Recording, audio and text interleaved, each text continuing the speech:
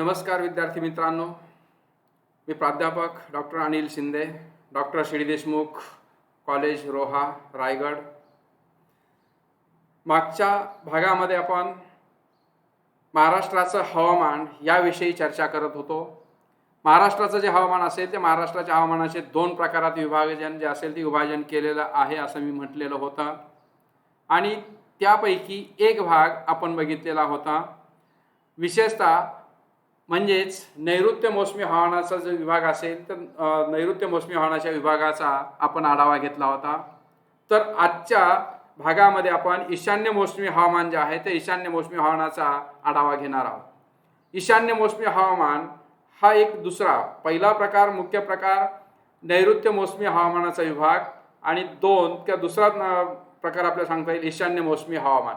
आता ईशान्य मोसमी हवामान विभाग किंवा ईशान्य मोसमी हवामान हा जो दुसरा भाग आहे त्या दुसऱ्या भागाच्या संदर्भामध्ये जर आपण विश्लेषण बघितलं तर 23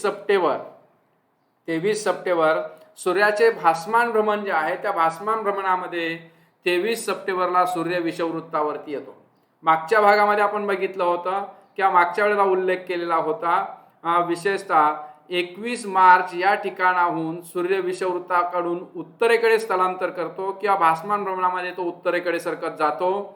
तर मार्च एप्रिल मे जून तो कर्कवृत्तावरती पोहोचतो। 21 जूनला कर्कवृत्तावरती पोहोचतो। त्यानंतर पुन्हा तो माघारी फिरतो म्हणजे दक्षिणेकडे सरकू लागतो भासमान भ्रमणामध्ये। जून जुलै ऑगस्ट आणि सप्टेंबरला पुन्हा तो विषुववृत्तावरती येतो। म्हणजेच ईशान्य मोसमी हवामान जे आहे त्या ईशान्य मोसमी हवामानाची खऱ्या अर्थाने सुरुवात जी असेल ती सुरुवात 23 सप्टेंबर सूर्याच्या भासमान भ्रमणामध्ये विषुववृत्तावरती आल्यानंतर होते असं आपण म्हणू शकतो। या ईशान्य मोसमी हवामानाचे काही वैशिष्ट्ये जर आपण बघितले तर या कालखंडामध्ये तापमानामध्ये घट होते। या कालखंडामध्ये तापमानात घट झालेली बघायला मिळते किंवा घट होताना बघायला मिळते। याच कालावधीमध्ये ईशान्य मोसमी हवामानाचा जो भाग आहे किंवा हा जो कालखंड आहे किंवा हा जो एक विभाग आहे याच कालखंडामध्ये हिंदी महासागरामध्ये मात्र तापमान वाढत जातं। कारण 23.5 अंश अक्षवृत्तावरती ज्या वेळेला सूर्य 21 जूनला गेलेला असतो त्यानंतर तो दक्षिणेकडे सरकू लागतो आणि विषुववृत्तावरती तो 23 सप्टेंबरला जातो आणि 23 सप्टेंबर नंतर तो आणखी दक्षिणेकडे सरकू लागतो म्हणजे हिंदी महासागराकडे जातो।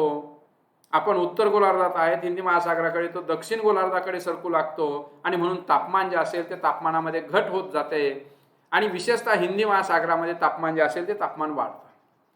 त्यानंतर पुढचं जर एक वैशिष्ट्य आपण बघितलं ह्या कालखंडामधलं किंवा ह्या ऋतूमधलं किंवा हवामानाच्या संदर्भात जे वर्गीकरण केलं दुसऱ्या वर्गीकरणामध्ये याच कालखंडामध्ये वायुभारामध्ये तफावत निर्माण होते। विशेषतः उत्तर भारतामध्ये हे वायुभार जो असेल तो वायुभार सर्वसाधारणपणे जास्त तर हिंदी महासागरावरती हा वायुभार कमी असतो। उत्तर भारतात किंवा उत्तर भागामध्ये वायुभार जास्त आणि हिंदी महासागरावरती कमी म्हणून उत्तर भारताकडून हे वारे जे असतील ते हिंदी महासागराकडे वाहू लागतात। अर्थात महाराष्ट्राच्या प्रदेशातून किंवा महाराष्ट्राच्या भूभागातून ते प्रवास करतात आणि म्हणून त्याचा संबंध जो असेल तो संबंध या ठिकाणी आपल्याला उल्लेखित करता येईल। वाऱ्यांची जी दिशा असेल ती वाऱ्यांची सर्वसाधारण दिशा तंतोतंत नाही सर्वसाधारण दिशा आहेत ती ईशान्येकडून नैऋत्येकडे असते। अशा पद्धतीने आपल्याला त्याचा उल्लेख करता येईल की ह्या हवामान विभागाच्या संदर्भामध्ये उल्लेख करता येईल। हा जो कालखंड आहे शीत ऋतू किंवा ज्याला शिशिर ऋतू असं म्हटलं जातं आणि उष्ण ऋतू किंवा ज्याला वसंत ऋतू असं म्हटलं जातं असे दोन ऋतू या कालखंडामध्ये आढळतात। शीत ऋतू आणि उष्ण ऋतू किंवा शिशिर ऋतू आणि वसंत ऋतू अशा पद्धतीचे दोन ऋतू जे असतील ते ऋतू या हवामानामध्ये बघायला मिळतात। शीत ऋतू जो आहे तर शीत ऋतू किंवा जो शिशिर ऋतू आहे तो शिशिर ऋतू ज्याला आपण हिवाळा म्हणतो साधारणतः डिसेंबरच्या मध्यापासून ते फेब्रुवारीच्या शेवटपर्यंत शीत ऋतू जो असेल त्या शीत ऋतूची निर्मिती झालेली बघायला मिळते किंवा शीत ऋतू हा कालखंड संबोधला जातो। या काळामध्ये महाराष्ट्रामध्ये तापमान जे असेल ते तापमान कमी झालेलं असतं किंबहुना बहुतांशी कमी झालेलं असतं। दिवसाचे सरासरी तापमान जे आहे ते 30 अंश सेल्सिअस, संपूर्ण महाराष्ट्राचा जर आपण विचार केला तर दिवसाचं सरासरी तापमान 30 अंश सेल्सिअस, तर रात्रीचं तापमान सरासरी तापमान जे आहे ते 18 अंश सेल्सिअस. असं जरी असेल तर काही ठिकाणी ते 30 अंश सेल्सिअस पेक्षाही कमी आहेत, 30 अंश सेल्सिअस पेक्षा जास्त आहेत, 18 अंश सेल्सिअस पेक्षा कमी आहेत आणि 18 अंश सेल्सिअस पेक्षा जास्त आहे. किनारपट्टीच्या भागामध्ये तापमान जे आहे ते तापमान काहीसं जास्त असतं.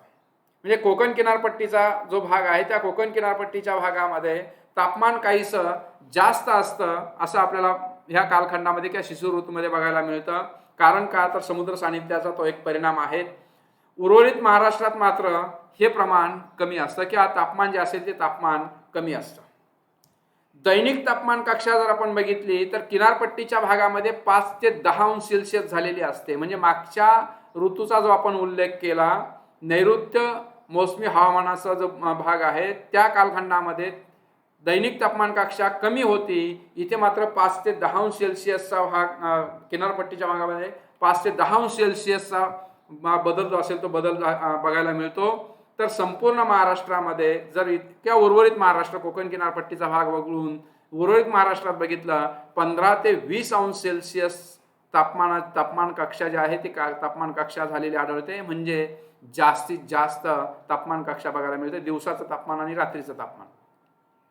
उत्तर महाराष्ट्रामध्ये जर आपण बघितलं तर उत्तर महाराष्ट्रात या ऋतूतील सरासरी तापमान 10 अंश सेल्सिअस असतं. म्हणजेच नाशिक असेल, जळगाव असेल की हा भाग जो आहे हे कमी तापमानाचे केंद्र ठरता आहेत आणि म्हणून उत्तर महाराष्ट्रामध्ये तापमान जे आहे ते तापमान सरासरी तापमान 10 अंश सेल्सिअस आहे. वायुभार जो आहे तो महाराष्ट्रामध्ये या कालखंडामध्ये जास्त, कारण हवा थंड किंवा तापमान कमी म्हणून हवा थंड म्हणून वायुभार जास्त, तर हिंदी महासागरावरती तो कमी असतो. ही जी वायुभार स्थिती असेल ती वायुभार स्थिती या शिशिर ऋतूमध्ये किंवा हिवाळा ऋतूमध्ये आपल्याला बघायला मिळते. वारे जमिनीवरून सागराकडे वाहतात, म्हणजेच त्यांची जी दिशा असेल ती दिशा ईशान्येकडून नैऋत्येकडे असते. या कालावधीमध्ये पाऊस होत नाही. त्याचं कारण जर आपण बघितलं तर या कालावधीमध्ये वाहणारे जे वारे असतील ते वारे एकतर जमिनीवरून वाहतात आणि ते पूर्णपणे कोरडे झालेले असतात. आर्द्रतेचं प्रमाण यांच्यामध्ये नसतं म्हणून कोरडे झालेले असतात. म्हणून या कालखंडामध्ये पाऊस होत नाही किंवा या कालावधीमध्ये पाऊस, या ऋतूमध्ये पाऊस होत नाही.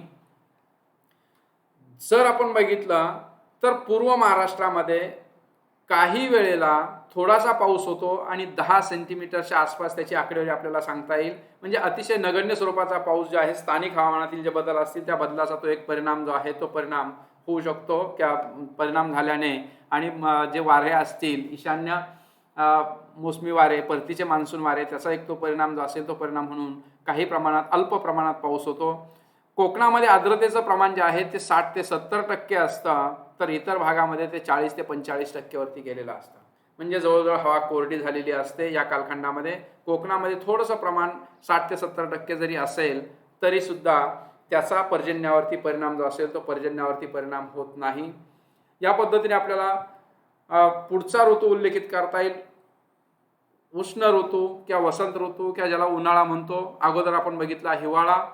या वसंत ऋतूमध्ये, उन्हाळ्या ऋतूमध्ये जर आपण बघितला मार्च ते मे या कालखंडामध्ये हा जो ऋतू असेल तो ऋतू आपल्याला बघायला मिळतो. आपण अगोदर उल्लेख केल्याप्रमाणे म्हणजे हिवाळा ऋतूचा जो कालखंड आहे तो शेवटचा कालखंड आहे फेब्रुवारी. त्यानंतर 21 मार्चला सूर्य पुन्हा विषुववृत्तावरती येतो. म्हणजे पहिल्या हवामान विभागाचा उल्लेख करत असताना जिथून सुरुवात झाली होती तिथे 21 मार्चला सूर्य विषुववृत्तावरती येतो आणि टप्प्याटप्प्याने तो उत्तरेकडे सरकत जातो. मार्च ते मे या कालखंडामध्ये उन्हाळा ऋतू असतो. हा काळ सूर्याच्या उत्तरायणाचा असल्याने तापमान जास्त असते. मुळातच हा कालखंड जो आहे तो सूर्याचा उत्तरायणाचा आहे. आर्द्रतेचं प्रमाण कमी असतं आणि सौरशक्ती जी आहे किंवा सूर्य जो आहे तो सूर्य उत्तर गोलार्धाकडे सरकत असल्याने तापमान जे असेल ते तापमान जास्त असतं किंवा तापमान टप्प्याटप्प्याने वाढत जातं. याचा उल्लेख आपण करू शकतो. उत्तर महाराष्ट्रातही जास्त, तर कोकण किनारपट्टीच्या भागामध्ये सागरी सानिध्यामुळे तापमान जे असेल ते तापमान कमी असतं. म्हणजे उत्तर महाराष्ट्रात तापमान जे आहे ते तापमान जास्त, तर कोकण किनारपट्टीच्या भागामध्ये मात्र तुलनात्मक तापमान कमी असतं. दैनिक तापमान कक्षा जी आहे ती जास्त असते.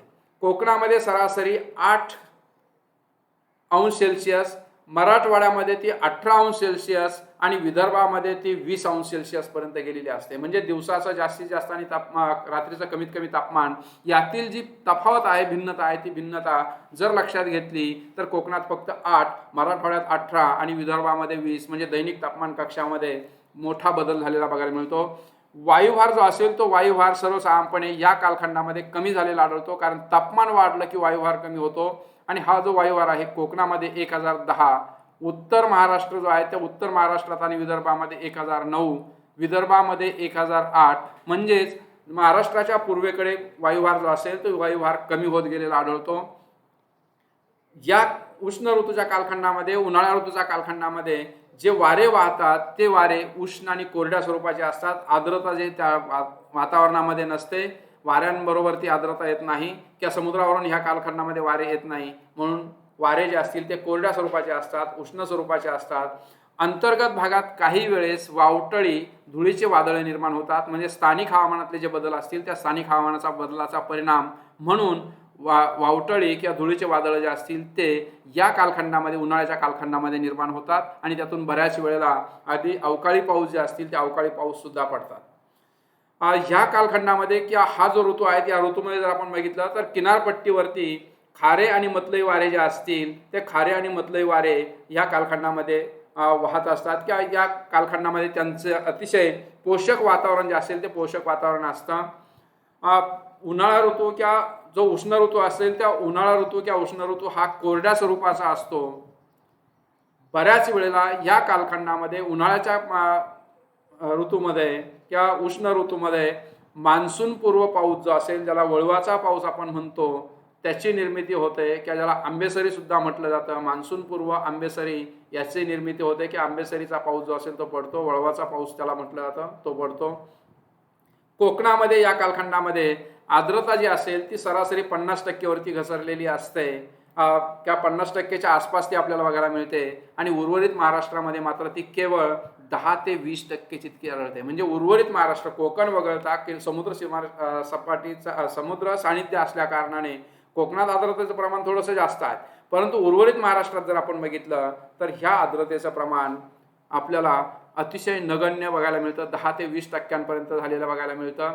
तर विद्यार्थी मित्रांनो, या पद्धतीने आपल्याला महाराष्ट्राचं हवामान 2 प्रकारांमध्ये विभागता येतं.